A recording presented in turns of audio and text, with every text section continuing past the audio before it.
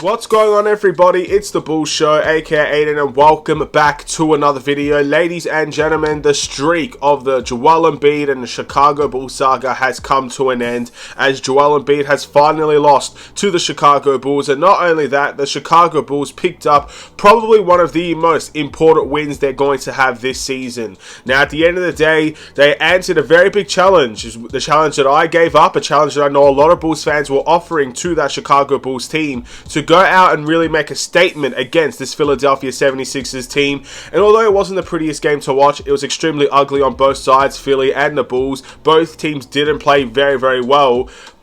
We picked up a win. And that's the most important thing. I say it all the time. We don't have time to lose. And the Bulls picked up probably the most important win they're going to have this season. So, again, I can't sit here and say I'm not happy with that result. I'll take that every day of the week. And we'll talk a little bit about it in this video. Before we get started, please like and subscribe to the Bulls Show. Turn notifications on. And let me know in the comments below your thoughts about the Chicago Bulls and whether or not you believe that we could go out and do it again. Because again, as much as this game is so important and a lot of people should be so happy with this Bulls team because of the win that they delivered, again, we just got to keep on moving forward. It has to be the next game mentality. And this is a great win. And we got to push forward into that next game, which, surprise, surprise, is against Philadelphia again. But let's quickly talk about this one. We won this game 109 to 105 in a double overtime performance. Another double overtime performance for the Bulls. And I believe in both double overtimes we've won the game. So that, I'm sure, is a brand new stat we can bring to the table for the Chicago Bulls.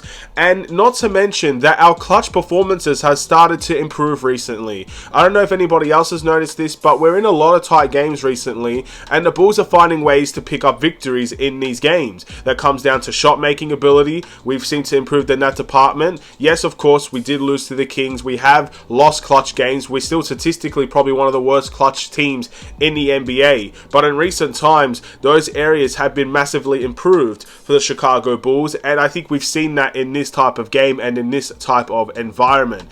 Again, guys like DeMar making the and ones that he made. Zach LaVine not shying away from the moment as well. You saw some really good performances from the Chicago Bulls team today, and I'm very, very happy about that. Now, offensively, both teams were really bad. Again, 109 to 105. You might look at that. If that was a four-quarter game and you looked at that score, you might say that's all right. That's not too bad. That was a double overtime game that barely cracked over 100 points and did not crack 110 points. That is unbelievable to see, and it just goes to show that the defense was probably the main focus in this game, and the referees let a lot of things go. Now, outside of Joel Embiid, because that guy got fouled every single time. I don't know what happened there. It felt like every time he got the ball, he was getting a foul call. But outside of that, a lot of things were let go. James Harden, one of the best people to put at the line in terms of the referees love to put him at the line. He gets a lot of foul calls and everything of that nature. I believe he only had one free throw in this game. That's astonishing to me. So that to me kind of shows that this game was very much a physical, let whatever happen type game. Of course, outside of Joel Embiid. But yeah, it is what it is. And I've got to be honest, to me, it doesn't matter how great the Bulls played. Again, it doesn't matter how bad the Bulls played. I don't care if we won this game by 50 points in the fourth quarter. I don't care if we won this game by 1 point, double overtime, buzzer beater, half court. It doesn't matter to me. I don't care if we take a full court shot and it goes in to win the game. Whatever the case may be, just winning is the most important thing for us. And look, I was surprised as much as anybody. I've literally come out here and I've said to you guys, I don't think the Bulls will beat Philly in either of the games. I thought we could win one. We have the capability to win one of those games, but I didn't think we'd win any of them. Again, the streak is broken. It's like The Undertaker at WrestleMania. The streak is done. It's no longer in my head rent-free. Joel Embiid does not live in my head rent-free anymore. We finally have that pride that we actually should have as a team to make sure no one has that kind of streak against us again. I was like this guy at WrestleMania when Undertaker lost his streak. That was my reaction when the Bulls beat the Sixers. It is a great feeling, of course, but it shouldn't define our season. I'm just happy that we got the win for our own season for the most part. In all seriousness, I'm happy for us. Not necessarily happy that the streak is done. I don't really care about that anymore. I cared about it at the time. I don't care about it now. I'm just really happy and satisfied that we seem to be I guess, a team that's turning their season around a little bit. We've won very, very good games. We're winning a lot more now than we've been losing, and that's stuff that you need to be proud of, especially when you're trying to compete for a play-in spot and to get into the playoffs in general. These are the performances that can help you that will help get you there. And then once you're in the play-in, if you could deliver these types of performances, especially on the defensive end, hopefully our offense will come around as well. But if you can play that sort of defense in the play-in tournament, you could get yourself in a playoff spot, which is obviously the Bulls' top priority and goals. So we shall wait and see what things ends up happening. Just overall satisfied with the Bulls' performance, and it's time to go into the individual performances as we speak now. Starting off with DeMar DeRozan, 25 points, 8 rebounds, 2 assists, 3 steals, and 1 block. And DeMar DeRozan probably got the clutchest steal of the night with that steal on James Harden. Again, he seems to find a way, even when, look, everybody questions DeMar DeRozan's defense. It's not just me. It's not just other people. It's everybody. Everybody around the Bulls community has always put a question on DeMar DeRozan's defense. And rightfully so, because for the most part, he's not a very good defender. We all know that. There's no point in denying it or trying to hide from it. But one thing he's usually good at is finding a way to turn up in the clutch, defensively and offensively. And it's not just one side of the ball that we could talk about in that department. Yes, he got a nice and one to give us the lead, but he also got a crazy steal on James Harden that led to all of those moments ahead of him. So again, a very, very, very good moment for DeMar DeRozan. A lot of Bulls fans are very happy with him, very proud with him today. And again, it's a game where we could be really happy with this Bulls team. Congratulations to DeMar on a solid night, 45% from the field. Percentages wise, efficiency wise, the Bulls were pretty much very, very bad today. But again, we really picked up a great game here in my opinion. Patrick Williams had a 6.4 rebound and 2 assist performance, 1 a block as well, 1 from 6 from the field. I'll just knock this up as a bad night for Patrick Williams, in all honesty. I just feel like if you gave him the same type of shots he had in this game over into the next game against Philly, he'll probably start to make them a little bit more. So yeah, it's a bad night from Patrick Williams. Statistic-wise, it doesn't look terrible, but efficiency-wise, for most of these Bulls players, to be fair, it doesn't look very good for them. But speaking of efficiency, Nikola Vucevic, 21 points, 12 rebounds, 2 assists with 4 steals on the night. He had an 8 from 12 from the field night, 1 from 2 from the 3-point line. But the man got cooked. Let's be honest, we can't hide from it again. When it comes to these matchups, he did very well on Jokic, I believe, but the man got cooked against Joel Embiid. Joel Embiid was absolutely phenomenal. I feel, again, the Bulls team entirely had to foul Joel Embiid every single time down the floor just to stop him from getting easy opportunities. And I put a lot of the responsibility on the centers of this team to really, I guess, slow down Joel Embiid, and they didn't do it. So again, we suffered for that. So it's as simple as that, really. And yeah, I would say a good offensive night for Vucevic for sure. Sometimes you felt like he was a little bit lacking aggressiveness in the paint from time to time. You expect to see better in that department. But outside of that, defensively, I think he needs to have a little bit more work done on that area. I think we could have done better as a team, not only on Joel Embiid, but as a team in general. But again, it's one of those situations where we let Joel Embiid do his thing, but everybody else we slowed down. We slowed down James Harden. We slowed down Tyrese Maxey. We slowed down Tobias Harris. We slowed down the three-point shooters on their team, which usually cooks the Chicago Bulls every single time. We slowed that area down, and I think that's what really helped us and made this a game that we fought for at the end of the day. Zach LaVine, 26 points, 2 rebounds, and 7 assists with 3 steals and 1 block. Man, I really thought I was going to come on to here and say Zach LaVine almost cost us the game. That last turnover that he got was so careless in such a crazy situation in the game. I couldn't believe it. He pushes, I think it was Melton, if I'm not mistaken, onto the floor, which again, it flopped correctly. He probably could have got the call there, but he didn't get the call. It was a no call. And then he's so careless, he doesn't see the guy coming back behind him and gets the steal. I mean, it was reckless by Zach. And I hate to just point out one point in the game where Zach LaVine struggled, because overall I thought he had a good game. Again, defensively, the guy said he's the best one-on-one defenders in the NBA. And for the most part, he had a very good defensive game one-on-one basis today. Offensively, got going in the second half a little bit, which is always nice to see. Made some good shots for the Chicago Bulls.